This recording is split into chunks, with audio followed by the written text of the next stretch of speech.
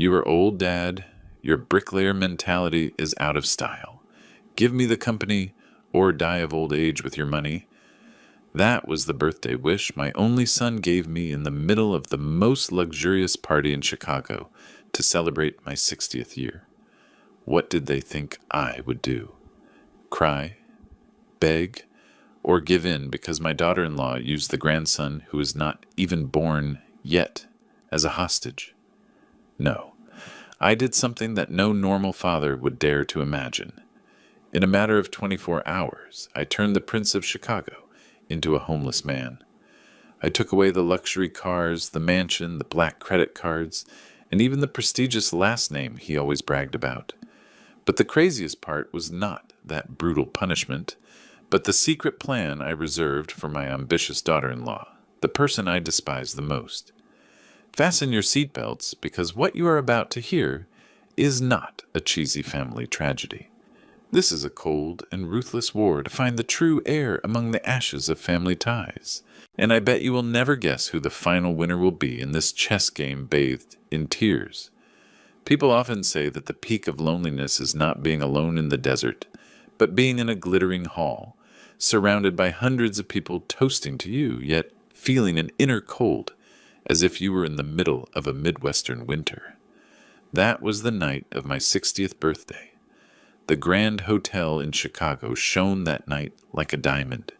The crystal chandeliers, valued at tens of thousands of dollars, illuminated the expensive evening gowns, the custom-made suits, and those perfect social smiles. I, Daniel Reynolds, president of Reynolds Construction Group, stood there with a glass of champagne in my hand, smiling at the praises. Congratulations, Mr. Daniel, the man who built half of Chicago from the rubble. A living monument. A legend. They called me Legend, but they did not know that this legend had his eyes fixed on the main door, waiting for two familiar figures. Michael, my only son, and Emily, my newlywed daughter-in-law. The clock struck 9 in the evening. The important speech was about to begin. I had prepared for this moment for the last 5 years. Tonight, in front of all the partners and shareholders, I plan to officially announce Michael's incorporation into the board of directors as executive vice president. That was the birthday gift I was giving myself. Peace of mind about my successor. The great doors burst open. Michael entered, but not with the dignified bearing of an heir. He was stumbling with his tie undone and his face red from alcohol. Beside him, Emily, in a dazzling red dress, but with a face full of confusion and resignation, tried to hold her husband up. The entire hall went silent. The melodious music of the orchestra stopped. All eyes turned toward the door. "Michael," I whispered, feeling as if someone had just crushed my heart. I quickly stepped down from the stage, trying to avoid the imminent disaster. "Son, you are late. Go rest a bit in the room.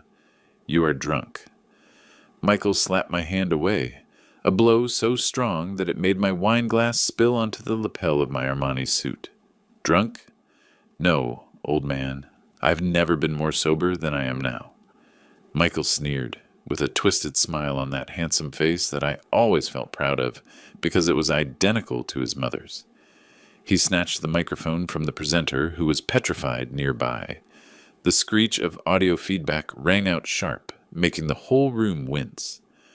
"Ladies and gentlemen," Michael shouted, slurring his words but full of resentment, "what are you celebrating? Congratulating the 60-year-old man who keeps clinging to the president's chair and refuses to let go for the new generation?" My blood ran cold. Emily was by his side, head down, clutching her clutch bag, but she did nothing to stop her husband. "Michael, stop it," I growled, trying to maintain the little dignity I had left. "Is it not enough?" He pointed his finger directly at my face, the finger that wore the gold ring I gave him on his graduation day. "Look at yourself, Daniel. You are old. Your mentality is that of a bricklayer, mixing cement. It is obsolete. This world needs technology. It needs innovation, not your bricks full of sweat. You built this empire, yes, but you are holding it back. And most importantly, you are holding me back." The room gasped with astonishment. Partners of many years looked at me with pity. Competitors covered their mouths to hide their laughter. I stood there stunned, looking at the son I carried in my arms when he was a baby, the son for whom I swore before my wife's grave that I would protect and care for all my life. He was not only insulting me, he was denying my entire life. Bricklayer mentality. That phrase was like a knife, straight to my pride. Yes, I started as a bricklayer. I laid every single one of the first bricks with these bare and bleeding hands, so that he could sit in air-conditioned cars and study at the most prestigious universities in London. Give me the company, Michael continued, changing his tone from anger to contempt. Either you retire and let me update this pile of ruins, or stay hugging it until you die of old age, but do not expect me to stay here applauding. Michael threw the microphone on the floor. A dry and thunderous sound resonated, like a slap in my face in front of hundreds of people. He turned around and walked away, dragging Emily. I was left alone on the stage, with the spotlight hitting me directly in the face, blinding and cruel. I did not feel anger. In that moment, I only felt an infinite emptiness. All my life I built skyscrapers, but tonight, the foundations of my own house, my family, had just collapsed. Before continuing, subscribe to the channel and tell us where you are listening from in the comments below. The next morning, the air in my office on the 45th floor of the Reynolds Tower was heavy as lead. The sudden Chicago rain hit the tempered glass, creating a monotonous sound. I was sitting behind my solid oak desk, eyes sunken after a sleepless night. In front of me were Michael and Emily. The drunkenness from last night had dissipated, but the arrogance on my son's face had not. Michael sat with his legs crossed, with the attitude of someone who believes he has the upper hand. Emily was by his side, back straight, face cold, and her hand resting gently on her belly, a gesture of which I vaguely guessed the meaning, or at least the meaning they wanted me to understand. "Have you thought about what I told you last night, Dad?" Michael opened his mouth without a shred of remorse for the shameful spectacle he caused. "Do you call that insolent drunk performance a proposal?" I asked with a hoarse voice. "It is the truth, Dad. Maybe the alcohol made me speak louder than normal, but it is what I think," Michael shrugged.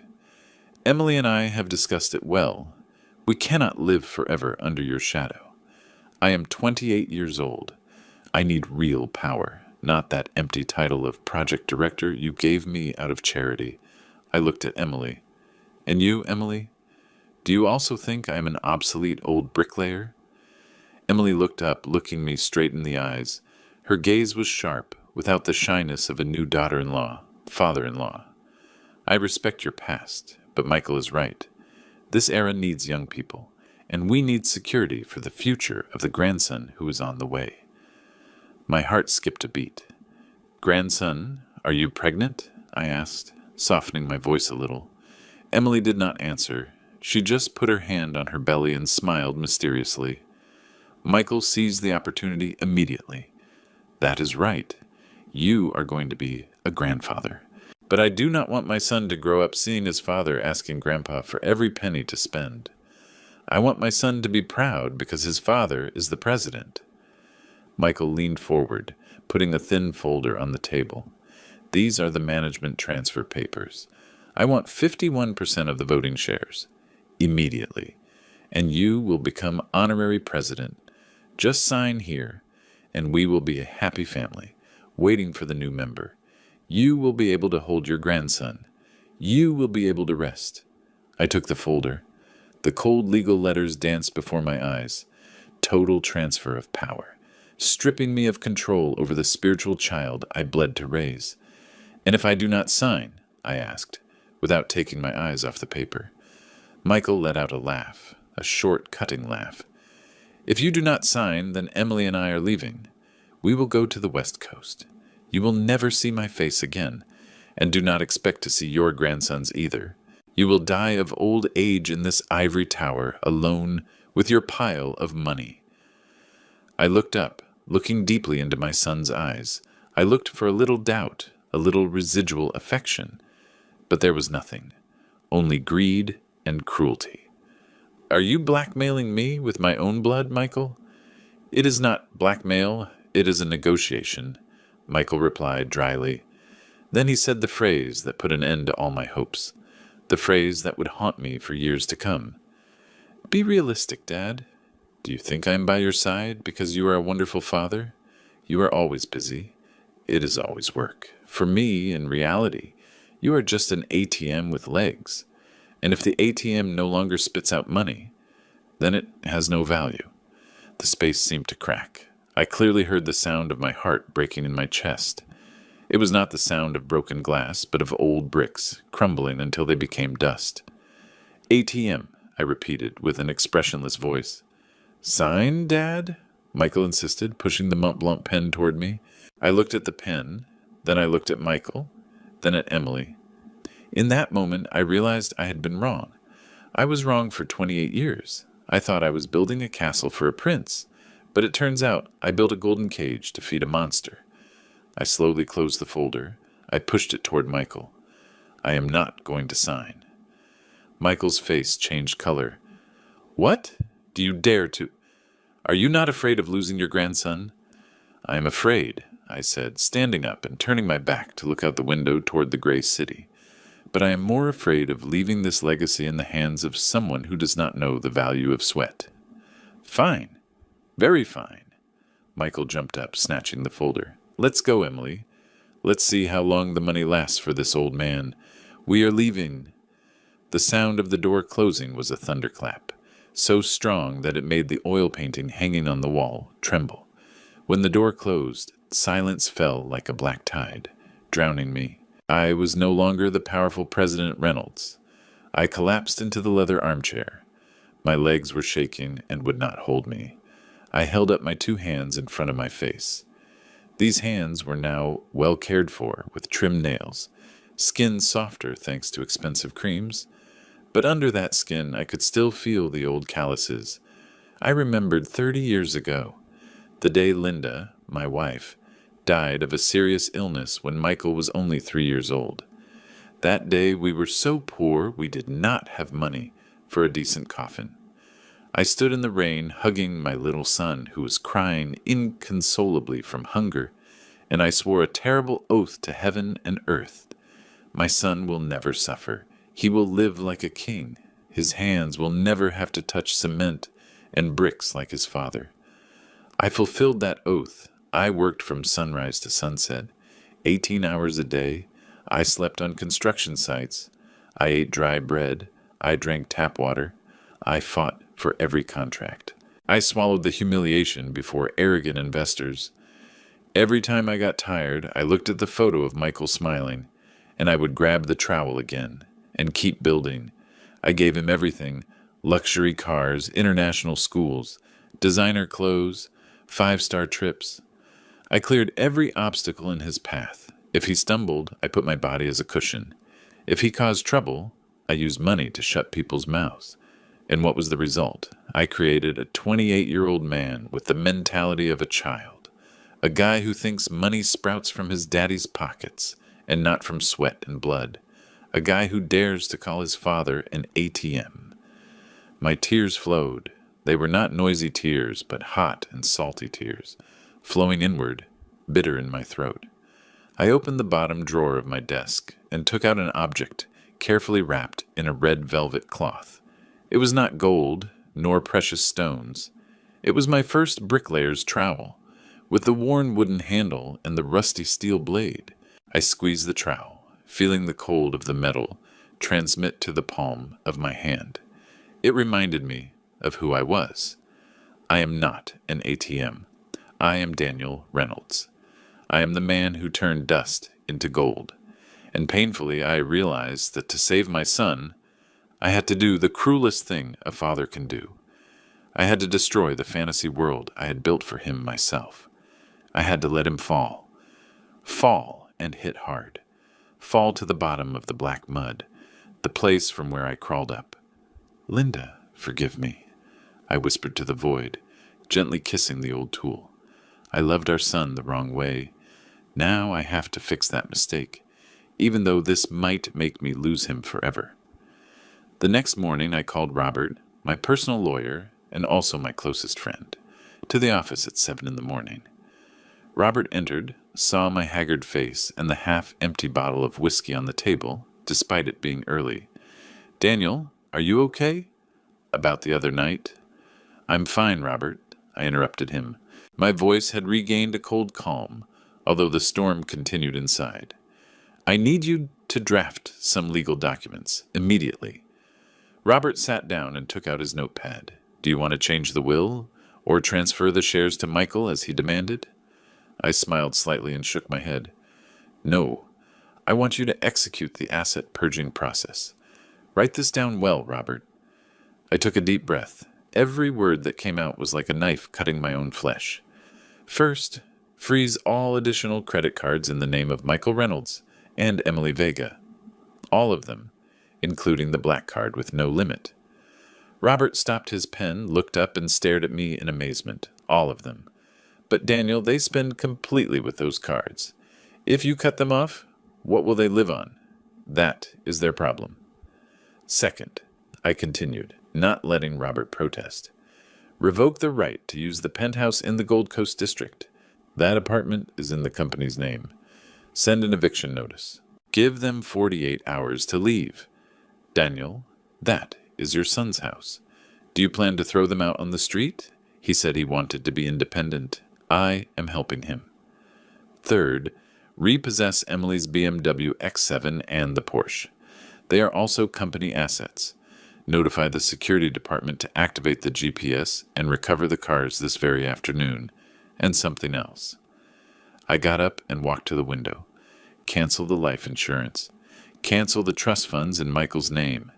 And most importantly, issue a termination notice for Michael from his position as project director. Reason: violation of company discipline, disturbing public order, and damage to the group's reputation. Robert dropped his pen, his face pale. "You went crazy, Daniel. You are declaring war on your own son. He will hate you to death. And the grandson?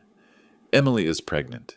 If that pregnancy is real," I turned around, with a gaze sharp as a razor, "then all the more reason I must do it. I do not want my grandson to be raised by a useless father who thinks money is leaves that fall from the garden trees. If Michael thinks I am just a wallet, then let him taste the flavor of life when that wallet closes." "But will you be able to bear it?" Robert asked quietly. "I know you love him more than your own life." I looked at my hands. Then I closed them into fists. "Precisely because I love him more than my life. I have to kill the young master Michael so that the man Michael has the chance to be born. Do it, Robert. Do not let a single penny escape." Robert looked at me for a long time. Then he sighed and nodded. The sound of typing began to resonate.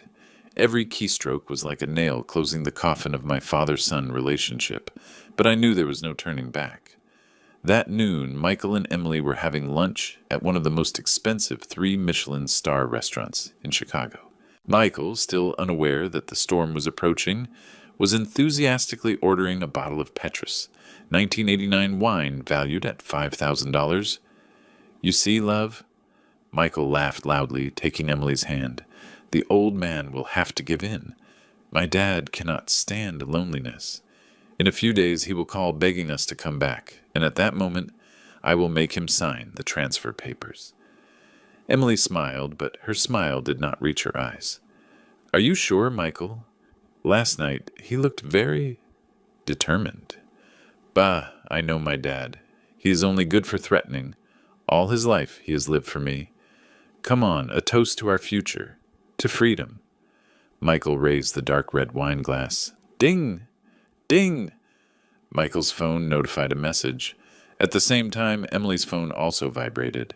Michael calmly unlocked his cell phone. Surely it is the message of the allowance transfer. Let's see if this month it occurred to him to increase it. The smile on Michael's lips faded.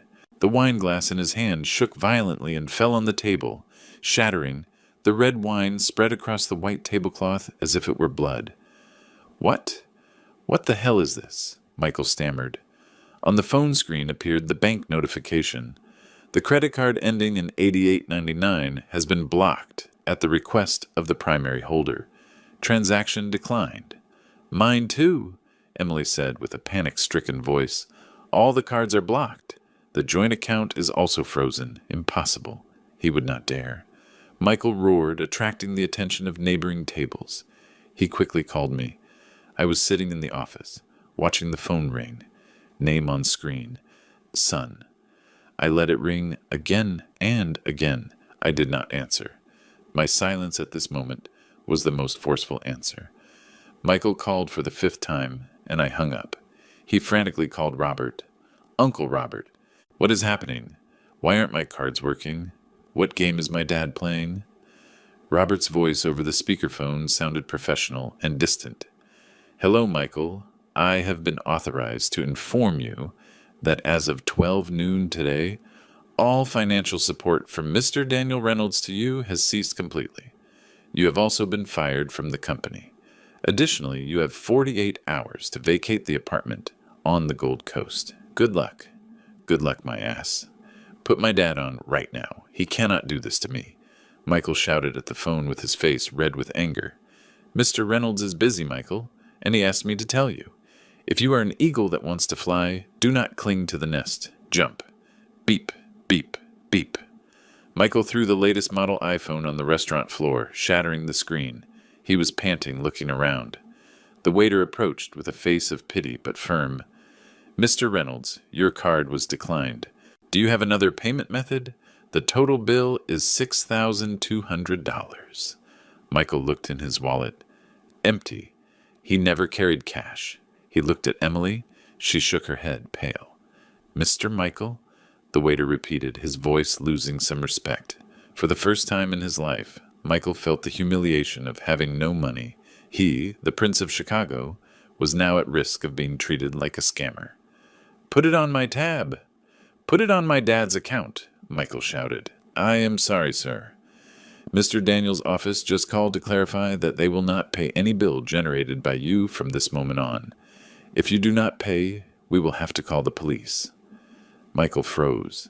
He looked at Emily, then at the surrounding guests who were whispering and pointing. The arrogance from before had vanished, replaced by naked fear. Finally, Emily had to take off her Cartier watch and diamond engagement ring to give them to the restaurant manager as collateral. They left the restaurant amidst shame, not as winners, but like beaten dogs. Upon reaching the door, the valet parking attendant approached, confused. Mr. Michael, your car? People from the Reynolds Group just came and took it away. They said the vehicle has been repossessed. Michael stood rooted to the sidewalk under the scorching sun. No money, no car, no house, no job. He looked up at the sky. Then he looked toward the Reynolds Tower, rising in the distance, where I was observing the city. Very well, old man. Michael gritted his teeth, eyes bloodshot with hate. Do you want war? I will give you war. Do you think I am going to starve? I will show you that. Without your money, I live well. And at that moment, do not expect to see my face again. Michael grabbed Emily by the hand and dragged her toward the subway station, a place where in his entire life he had never set foot.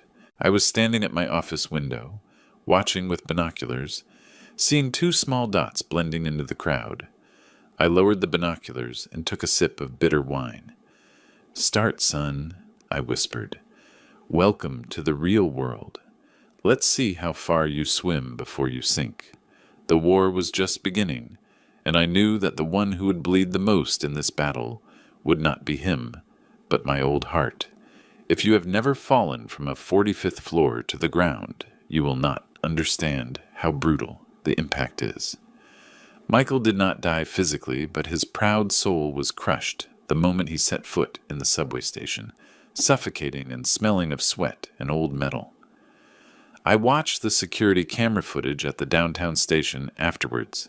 The image of my only son, who had never worn a shirt that was not Egyptian cotton, was now standing squeezed among the crowd of workers leaving their shifts, clumsy in front of the ticket vending machine, face red with shame and anger, while Emily stuck to the wall, hugging her designer bag tightly, the last asset left unconfiscated. They did not go home, because there was no home to go to anymore. They had to look for a cheap motel in a bad neighborhood, a working-class area where Michael used to only pass through in his car, frowning with contempt. That night, I sat in my study with all the lights off, only with the light of the fireplace. I imagined my son struggling. Every minute that passed was like a knife cutting my insides. "Drink, Daniel." I poured myself the third glass of strong liquor. "You are teaching him to swim.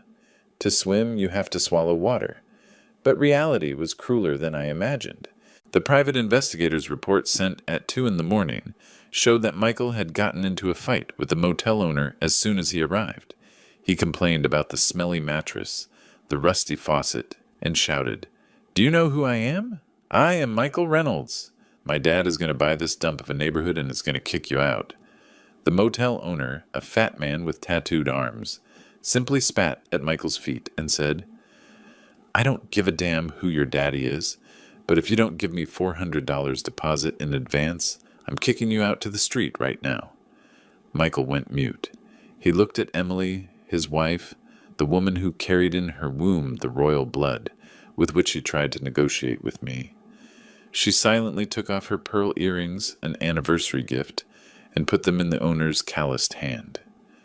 "Is it enough?" Emily asked with a trembling voice but without crying. "It's fine, princess," mocked the owner, throwing them a bunch of rusty keys. "Room 304, 3rd floor, no elevator, and make no noise." I read the report, looking at the photo taken secretly of Michael, climbing the dark stairs, carrying the suitcases reluctantly. For the first time in his life, he had to carry his own luggage. For the first time, no one opened the door for him. This fall from the horse not only hurt his spoiled backside, but it was stripping the truth about who he is. Without Daniel Reynolds' money, Michael is just a useless, loudmouthed, and weak guy. The motel room was barely 270 square feet, the walls stained with mold, the ceiling with a long crack like an ugly scar, and the window looked directly at the brick wall of the building opposite. There was no sun, only the smell of stale food and the shouts of neighbors arguing. Michael threw the Louis Vuitton suitcase on the dirty floor. He refused to unpack. He sat on the edge of the bed, head in his hands, muttering like a madman. "It is only temporary. Just a few days. The old man is testing me. He will not let his grandson live in this pigsty." "Michael, we need to clean," said Emily with a tired voice. She began to pick up the beer bottles and trash the previous tenant had left. "Don't touch that," shouted Michael. "Do not act like we belong to this place. I'm going to call Mark. He owes me $50,000 from the bar investment last year. He will lend us a decent apartment." Michael took out his phone. Mark was his best friend, the one who always called him "my soul brother," the one who swore eternal loyalty at those crazy parties in Ibiza that I paid for completely. "Hello, Mark. It's me, Michael." I could not hear what they were saying on the other side, but I saw how Michael's face changed from hope to shock, and then turned purple with anger. "What do you say? You have no cash? Are you kidding me? I saved you from bankruptcy. Hello?" Michael threw the phone on the mattress. He kept calling David, Louis, Jason, a whole long list of high society friends. The result? Voicemail, in a meeting, traveling, or more cruelly, "I heard your dad cut you off. Sorry, Michael. I do not want to look bad with your old man. My dad is still a subcontractor for his company." The naked truth was exposed. Those friendships Michael prided himself on, those relationships he believed were due to his personal charisma, were all bought with my money.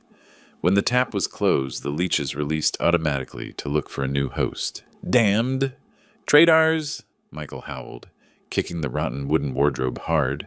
The wardrobe door fell off, making a pitiful noise. Emily remained silent. She did not console her husband.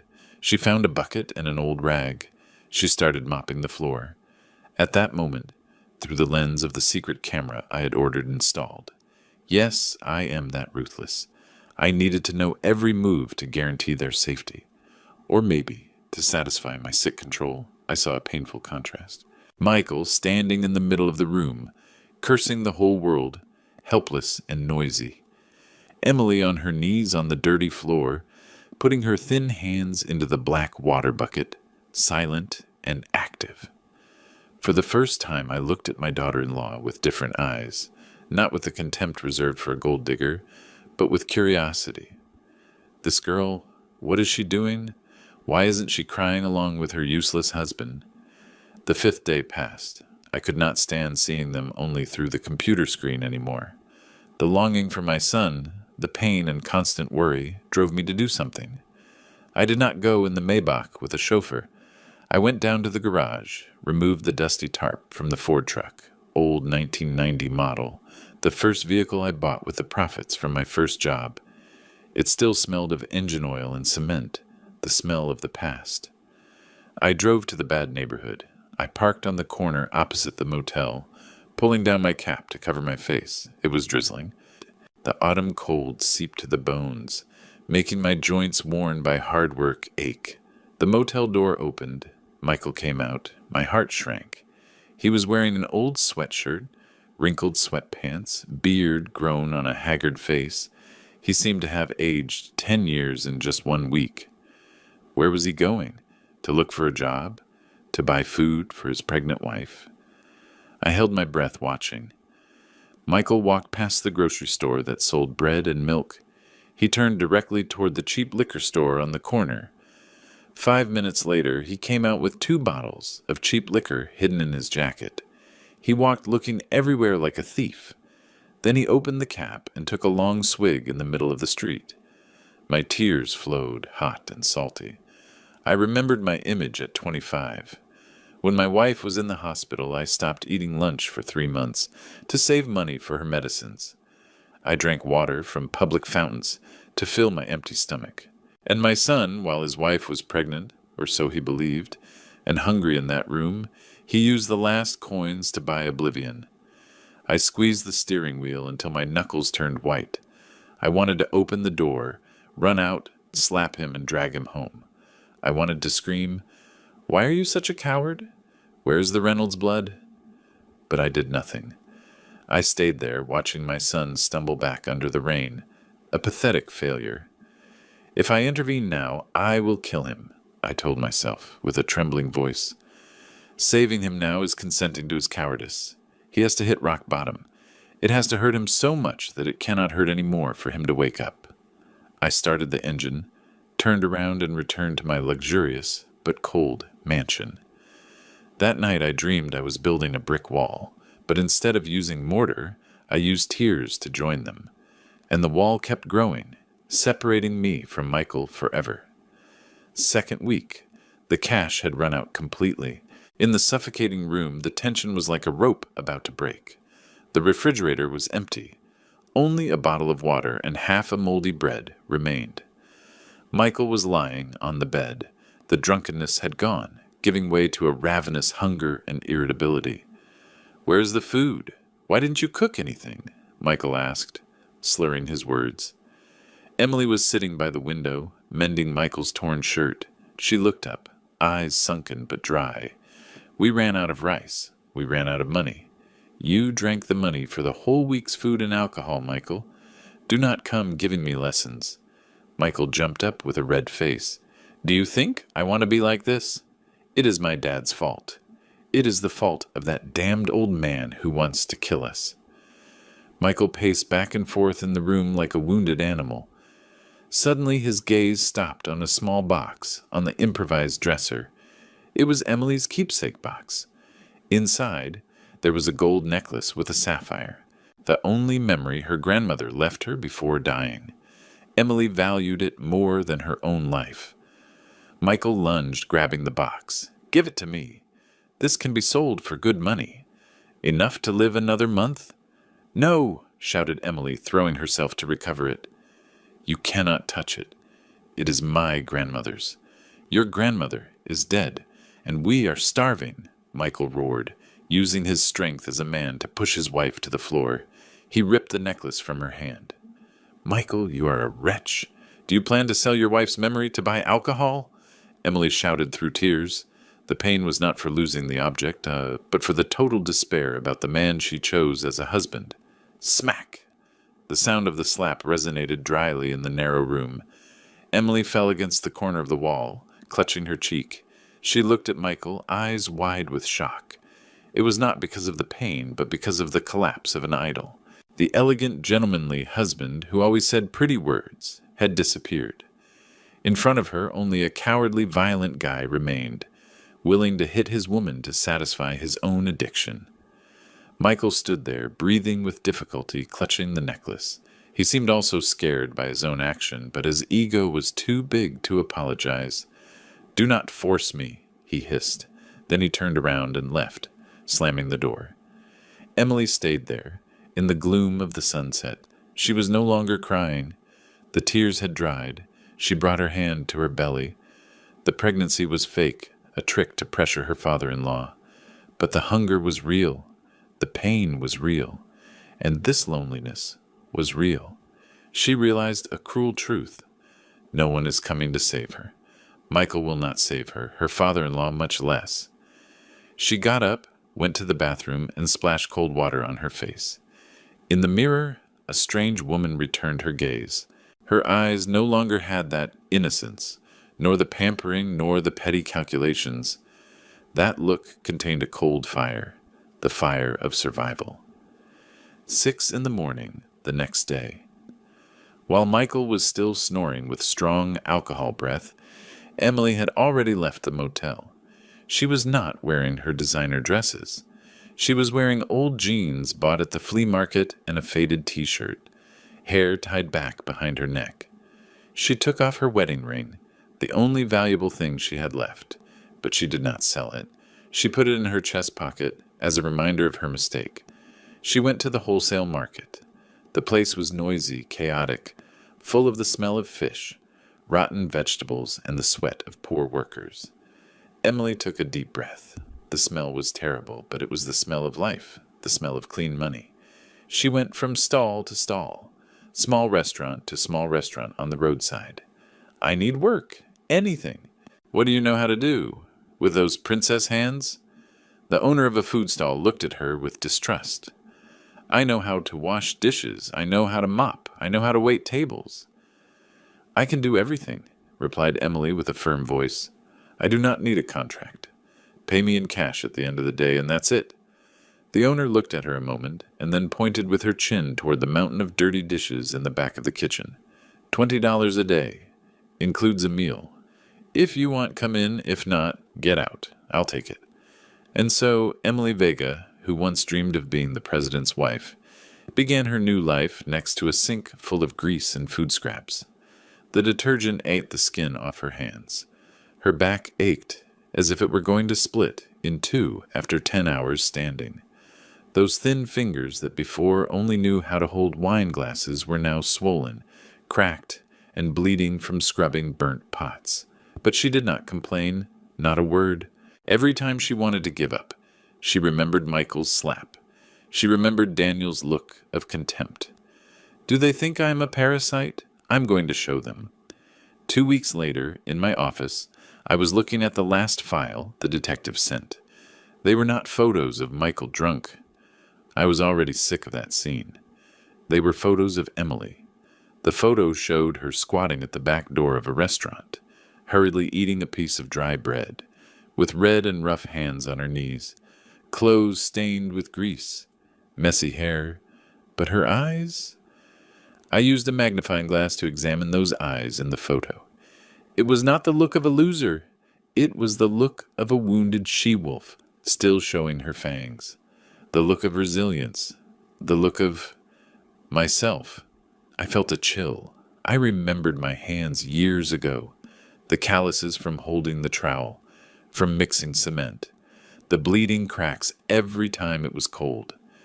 Emily's hands in the photo now were identical to my hands back then, calloused hands. That is the identity signal of those from the same tribe, the tribe of those who rose from the mud, the tribe of those who know the value of work.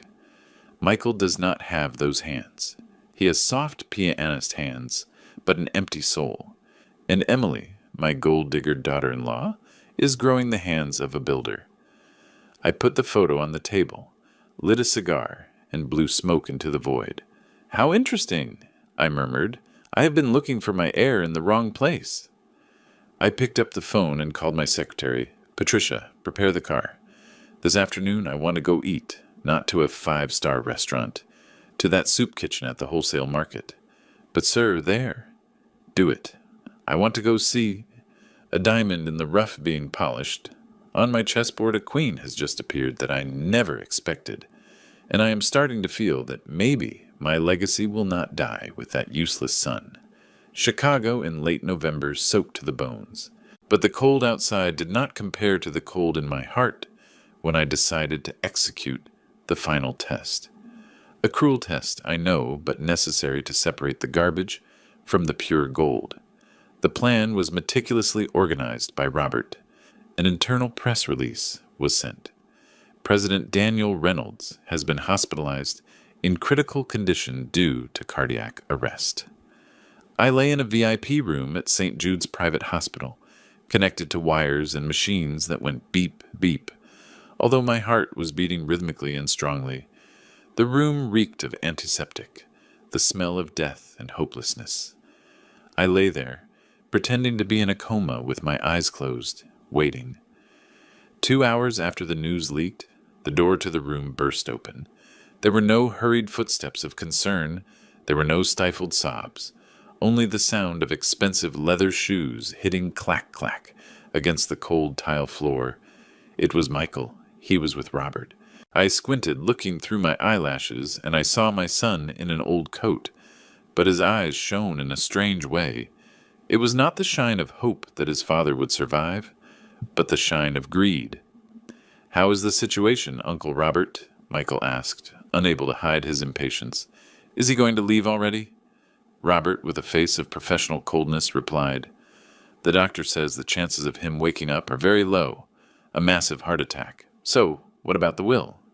Michael lowered his voice, glancing toward the bed where I lay motionless. "Did he change the will? Or is it still the old one?" "The will has not been revealed, Michael. But according to the law, you remain the sole heir if there is no document to replace it." I heard Michael's sigh of relief. He approached the bed. I could feel his breath reeking of cheap liquor hitting my face. He did not take my hand. He did not stroke my hair.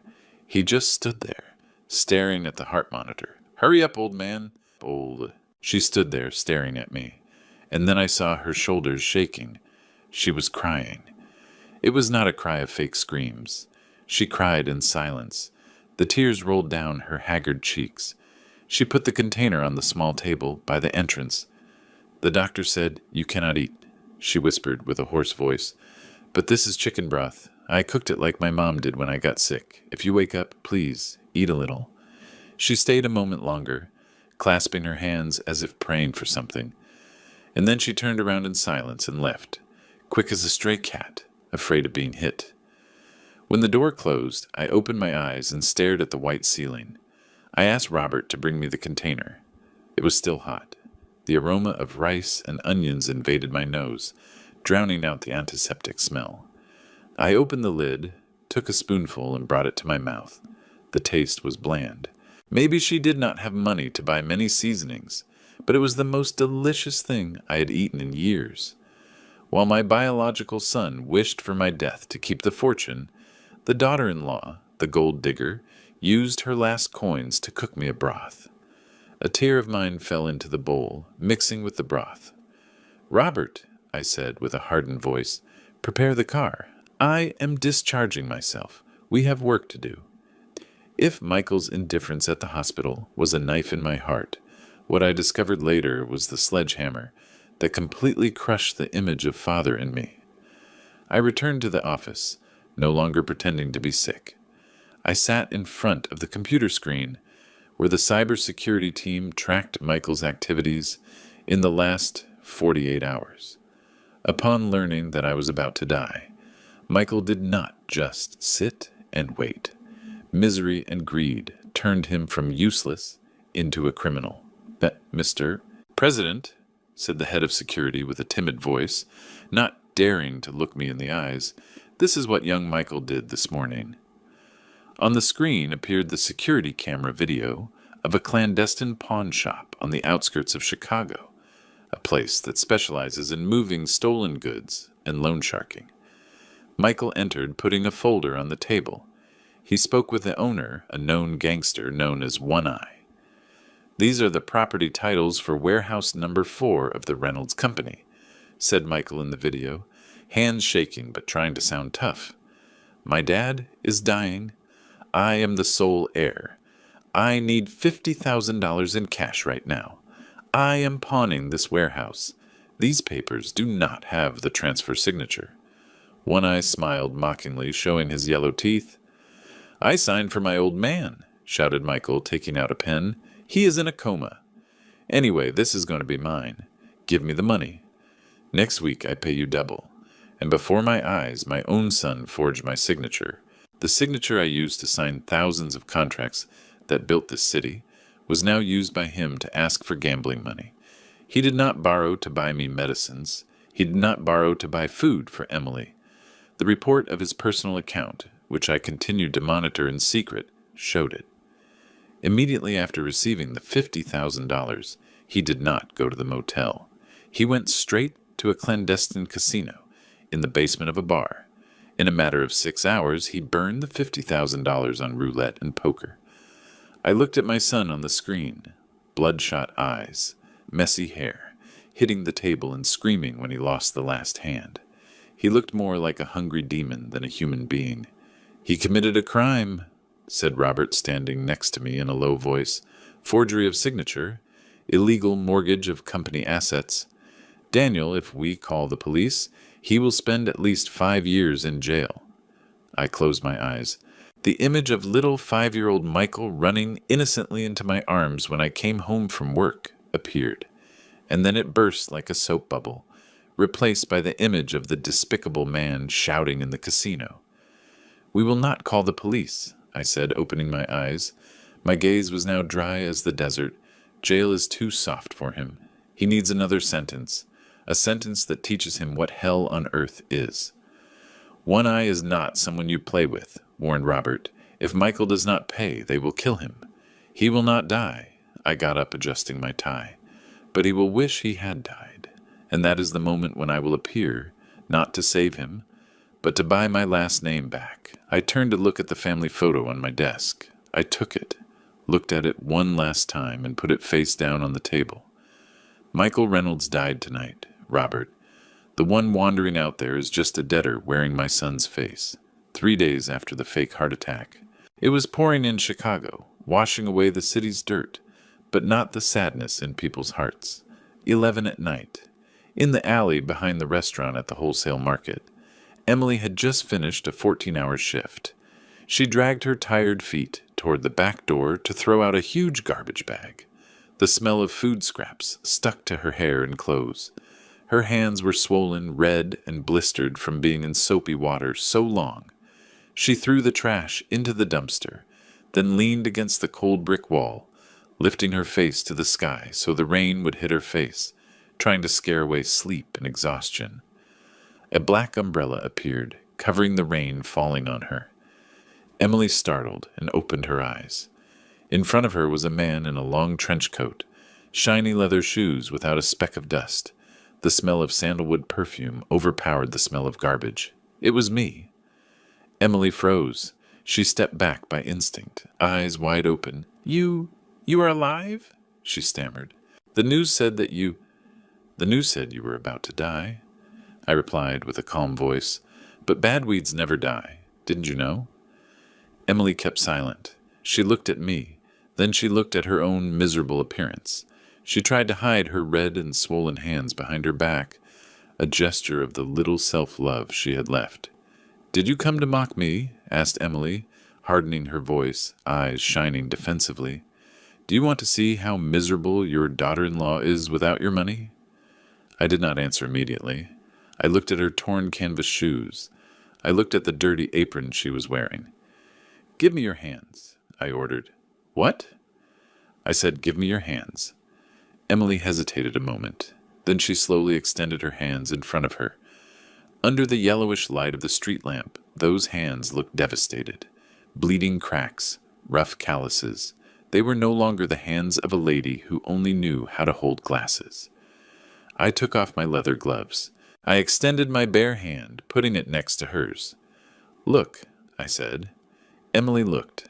My hand was also full of old scars, calluses that had petrified over the years.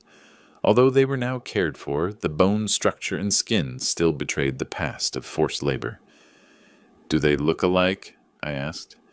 Emily looked up at me. Surprise replaced fear. "Does it hurt?" I asked, pointing to the crack on her index finger. "It hurts," she replied with a trembling voice. "It hurts to the bone every time I touch cold water."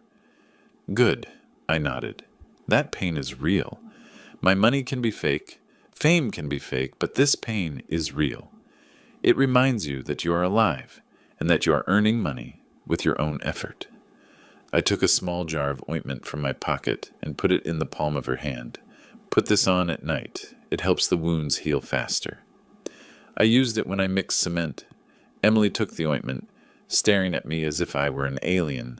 "Why?" she asked. "Why do you do this? You hate me.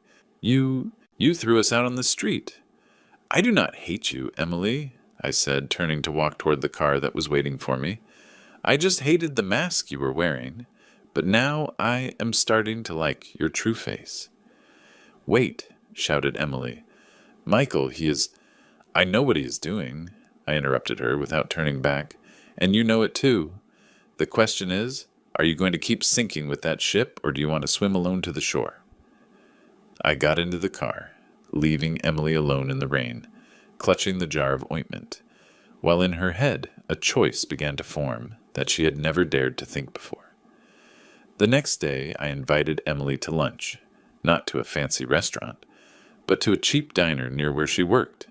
She arrived, having changed into cleaner clothes, but which still emanated poverty. She sat across from me, looking suspicious. "Eat!" I pushed the mixed fried rice plate toward her. Before, when I started, this was the most luxurious dish for me. Emily took the spoon and ate with gusto. She was hungry, the real hunger of the manual worker, not that kind of diet to maintain the figure of the upper class. "What do you want from me?" asked Emily after eating half the plate. "You are not kind out of nowhere. Do you want me to leave Michael? Do you love him?" I returned the question, looking her straight in the eyes. Emily stopped. She lowered the spoon. She hesitated. "I thought so. Michael was sweet, dashing, and rich. He gave me a sense of security." "Security?" I smiled ironically. "And now?" "Now I am afraid," admitted Emily, lowering her voice. "Every night he comes home drunk, checks my purse to steal money to go gambling. He hits me, not just once. I look into my husband's eyes, and I do not see the man I married. I see a spoiled child who is dying. You are right. He is a spoiled child, and I was the one who spoiled him," I said with bitterness. "I used money to pave his road, making him believe that life is flat. And when he found the first pothole, he broke a leg." Emily looked at me. Her gaze softened. For the first time, we were not the rich father-in-law and the gold-digger daughter-in-law. We were two people sharing disappointment about the same man. I have a secret to tell you. Emily took a deep breath, as if she were gathering all her courage. "The pregnancy is fake." I was not surprised. I just nodded slightly. "I know, or at least I guessed. No pregnant woman works 14 hours a day without suffering a miscarriage." I lied. Emily's tears flowed. "I thought using the baby could pressure him to give in. I am sorry. I am despicable." "You are despicable because you lied to take advantage," I said seriously. "But you are worthy of respect because you dared to confess it when you have nothing in your hands. And more importantly, you did not use that fake pregnancy to keep living off me when I kicked you out. You chose to go wash dishes." I took out a handkerchief and gave it to her. "Dry your tears. Tears do not pay the rent. Only sweat does that." Emily wiped her face, looking up at me with a new determination. "You are right. I come from a poor background, Mr. Reynolds. My dad was an alcoholic. My mom left. I swore I would never be poor again. I married Michael for money, I admit it. But these weeks, washing every plate, being insulted by the owner, I feel like I'm living with more dignity than when I was sitting on his money. That is self-love, girl, I smiled, a rare and genuine smile. It is worth more than any Hermes bag. I am going to leave him, said Emily with a firm voice, not because you asked me to, but because I cannot keep pulling the plow to pay the debts of someone who does not value my effort. This morning he stole the tips I was hiding in my shoe. That was the last straw. Wise decision, I nodded. And since you have been honest with me, I will also give you an opportunity. But it is not charity money. It is an opportunity for you to prove you are worth it. What opportunity? Wait to see how tonight's play ends. I got up to pay for the meal. Keep that ointment. You are going to need to use those hands a lot. That night, Michael's nightmare came true. He was hiding in an abandoned warehouse on the outskirts, where One-Eye's thugs summoned him to settle accounts. The deadline had expired. The $50,000 principal, plus the usurious interest, had turned into a monstrous figure that he could not get anywhere. He was huddled in a dark corner, shivering from cold and fear. His Armani suit was in tatters, full of mud. His handsome face was purple from previous beatings. The rusty iron door rose with a sharp screech. The headlights of a car hit him straight in the face, making him squint. 3 huge men got out of the car, led by One-Eye with a black patch over his eye and a cruel smile. Well, young Reynolds, One-Eye held a baseball bat, tapping it against the palm of his hand. Where is my money? Or do you plan to pay with your fingers? Please give me more time, Michael begged, kneeling on the ground. My dad died. I am going to receive the inheritance. I will pay you triple.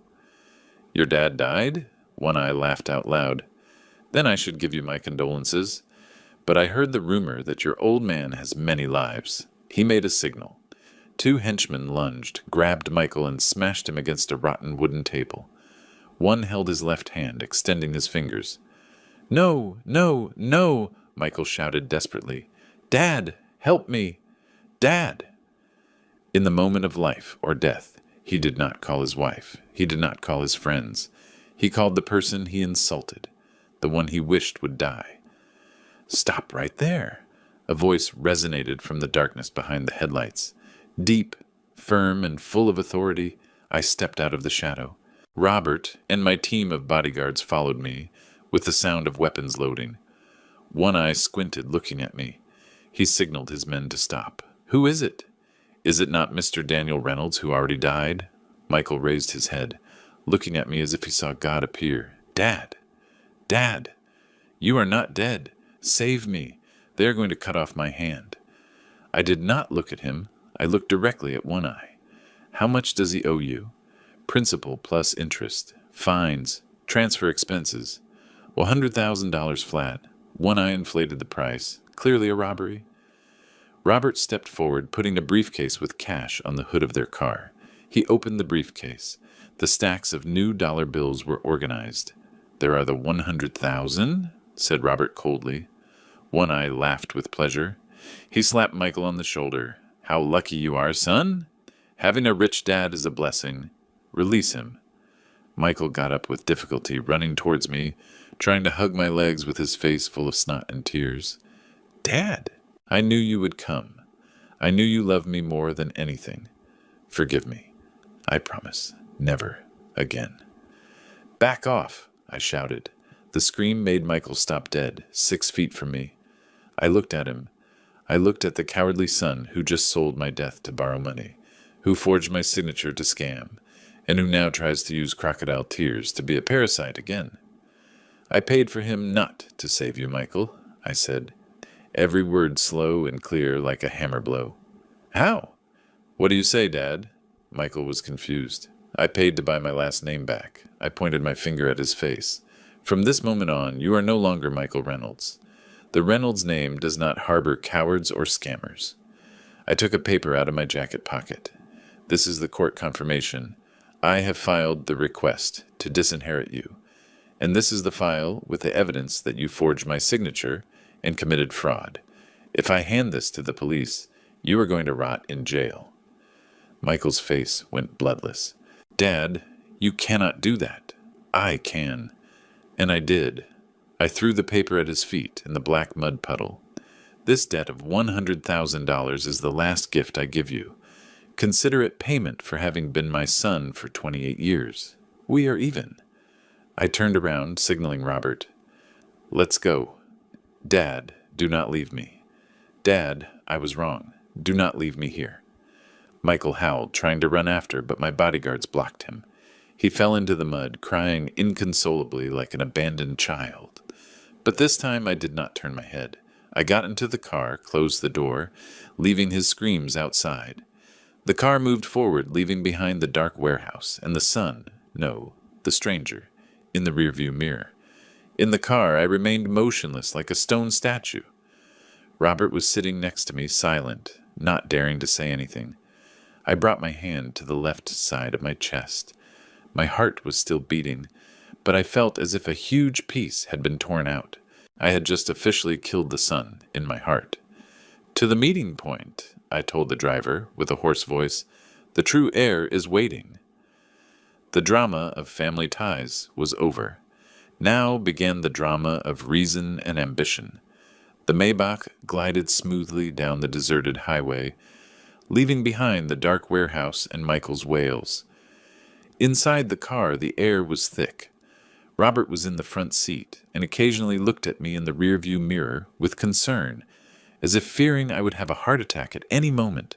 But I did not have any heart attack. I felt more lucid than ever. A cold lucidity that was scary. "Robert," I broke the silence, "draft the press release. Tomorrow at 8, announce my return to the leadership of Reynolds Construction. And announce also that Michael no longer has any relationship with the group." "Daniel," Robert turned, hesitating, "do you really plan to do that? You just saved him from the mobsters.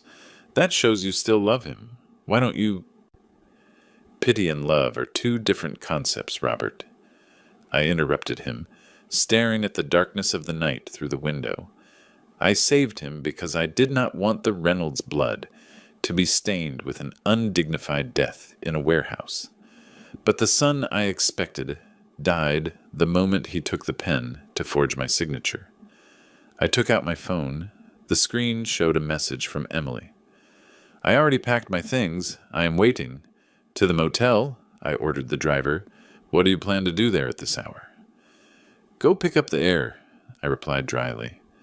When the luxury car parked in front of the miserable motel, curious neighbors poked their heads out the windows. I got out. My shiny leather shoes stepped on the cracked sidewalk. The scene was ironic. A few weeks ago, my son arrived here as a failure. Today I arrived here like a hunter looking for a jewel among the stones. I did not go up to the room. I leaned on the car door, lighting a cigar. The smoke rose, mixing with the yellowish light of the street lamp. 15 minutes later, a taxi arrived. Michael got out. He was limping, clothes full of mud, face bruised. Seeing me standing there, his eyes lit up with a ray of hope. He thought I had changed my mind. He thought I was coming to take him home, bathe him, feed him rich food, and heal his wounds as I did for 28 years. "Dad!" called Michael with a hoarse voice, trying to throw himself toward me. My 2 bodyguards stepped forward immediately, blocking him like a steel wall. "Dad, what are you doing? It is me. It is Michael," he shouted. "Michael Reynolds already died," I said with a voice of ice, without looking at him, but looking toward the 3rd-floor window, where the light had just turned off. "The one standing in front of me is just a grown man, full of debt and recently disowned by his family. You have hands, you have legs, and most importantly, you no longer owe anyone thanks to the $100,000 I just gave you as charity. Live your own life. You cannot do this. I do not know how to do anything. I am going to starve. Then die." I blew smoke, ruthless to the end. "Or learn to live. That is your choice." Just at that moment, the motel door opened. Emily came out carrying an old travel bag. She was wearing a cheap coat, but her head was held high. Michael looked at Emily, then he looked at me. Total panic appeared in his eyes. Emily, where are you going? Did you call my dad to pick us up? Emily stopped in front of Michael. She looked at her husband covered in mud. Her gaze no longer held reproach, only pity. The atmosphere between the three of us was tense as a violin string. Michael standing there dirty and in panic. Emily opposite, clean and firm. And I, the powerful observer, in the shadows. Michael, began Emily, her voice strangely calm. I did not call him to pick us up. He came for me. What? Michael stepped back as if he had been slapped. What are you saying? Do you plan to leave me? Do you plan to go with this old man? You traitorous woman. He tried to lunge to grab Emily, but my bodyguards pushed him and he fell face down on the ground. Listen well, Michael, said Emily, unflinching at her husband's aggression. I married you because I was ambitious, yes, I admit it. But in the last month, while we lived in hell, I tried to be a good wife. I washed dishes until I bled to buy you bread. And you? You stole money from me. You hit me. And tonight you were cowardly enough to sell your own father's death. Emily took the wedding ring out of her pocket. The simple white gold ring Michael bought hurriedly after his funds were cut. The diamond one she had already pawned long ago. You are right, Michael. It is not your fault. The fault is mine for expecting you to be a man. But you are just a big baby who needs to be breastfed. She let the ring fall to the ground. The sound of metal touching the pavement made a click, small but definitive. Emily, do not go. I beg you. I love you. Michael was crawling on the ground, trying to pick up the ring. Tears ran, creating furrows on his dirty face. How am I going to live without you? I'm very afraid. That is a lesson you have to learn alone. Emily turned her back on him, walking toward me. I opened the car door for her. A gesture of respect I had never given her when she was not. Emily got into the car without turning to look at her husband crying loudly in the mud puddle. Let's go, I ordered. The car moved forward.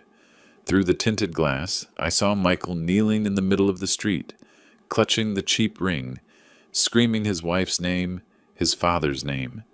That image was pathetic, but necessary. In the car, Emily was sitting in silence, hands clenched to stop the trembling.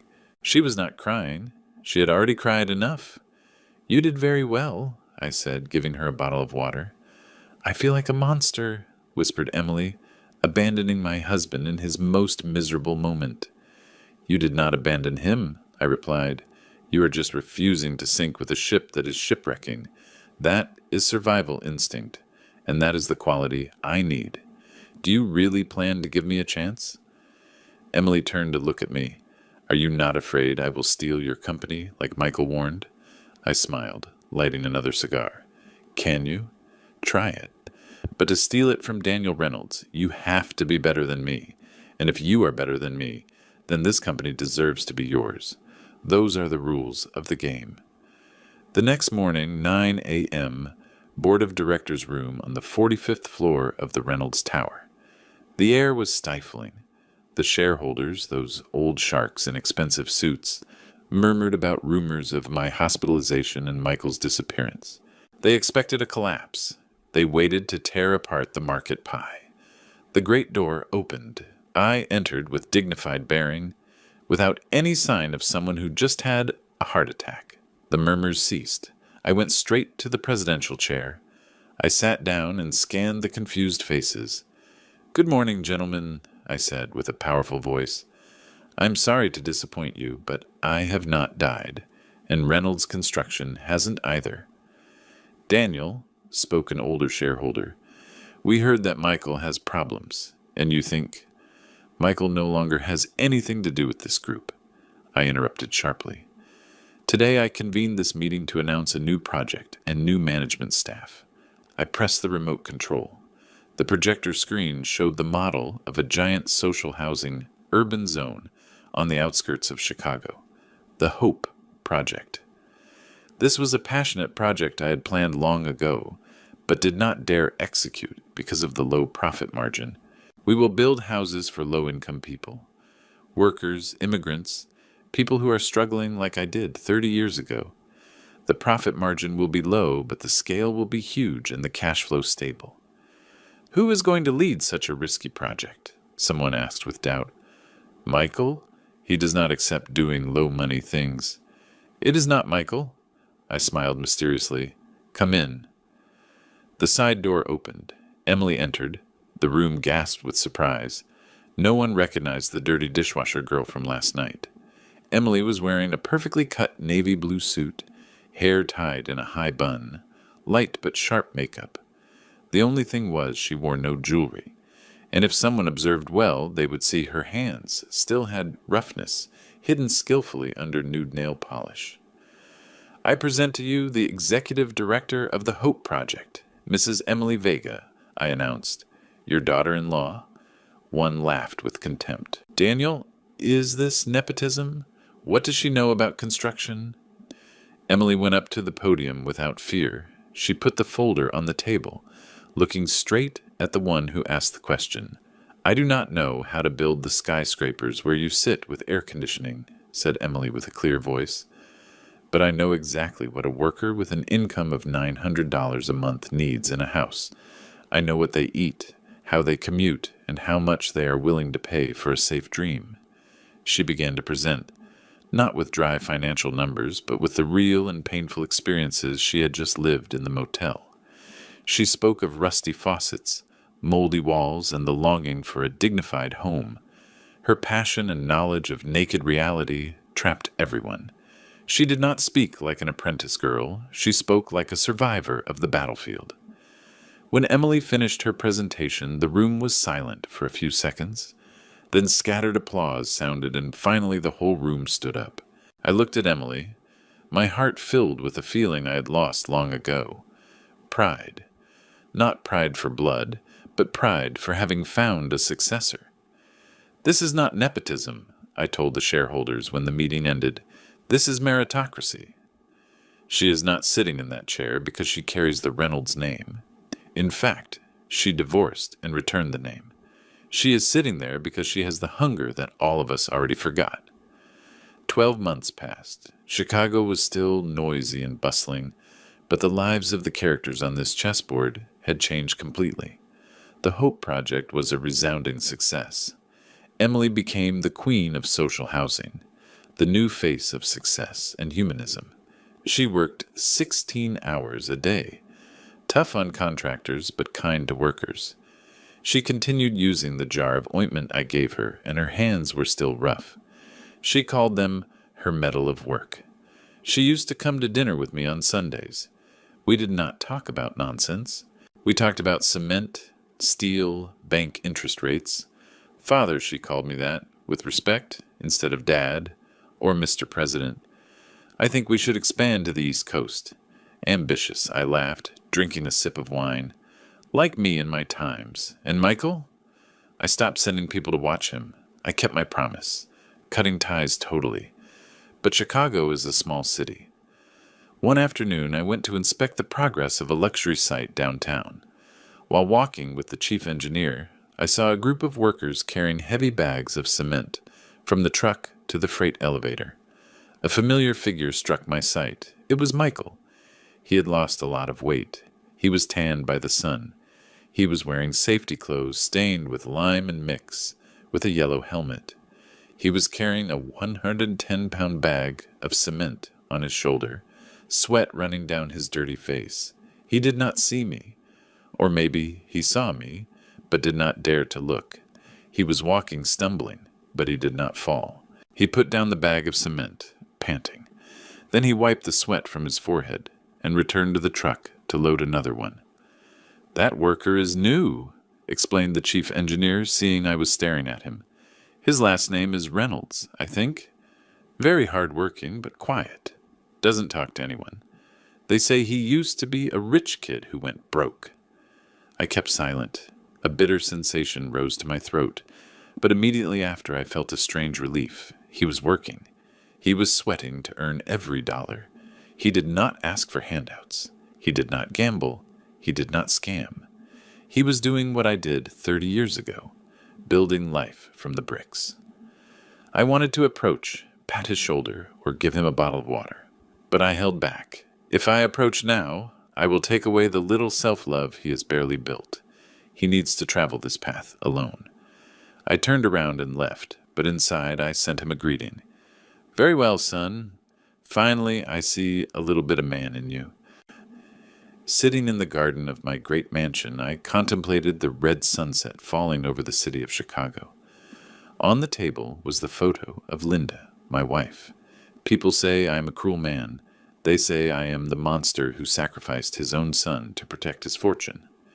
Maybe they are right, but they do not understand what legacy is. Legacy is not the money you leave in the bank. Legacy is not the building that bears your name. Legacy is the spirit you transmit to the next generation. I lost a son spoiled in silk, but I traded that pain to save the soul of a man.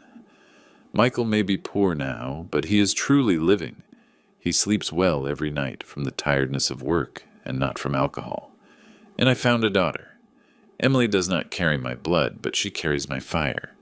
She will be the one who keeps this empire standing, not by right of inheritance, but by capacity of conquest. I looked at my old hands. The calluses of yesteryear have been erased, but the pain in the heart is still there, sharp. That is the price of maturity. That is the price of power. I raised my glass, toasting to myself, to Emily, and to the worker carrying cement somewhere out there. Life is very fair, Linda, I whispered to the photo. No one inherits greatness. They have to build it with their own hands. And sometimes, to build a firm castle, we are forced to demolish the rotten bricks, even if they are the bricks we love the most. The sun set completely. The darkness covered the garden. But in the distance, the buildings of Reynolds Construction remained illuminated, bright and proud in the middle of the night sky. If this story has captivated you, like the video, subscribe to the channel and share your thoughts in the comments. To hear the next story, click on the box to the left of the screen. Thanks for watching.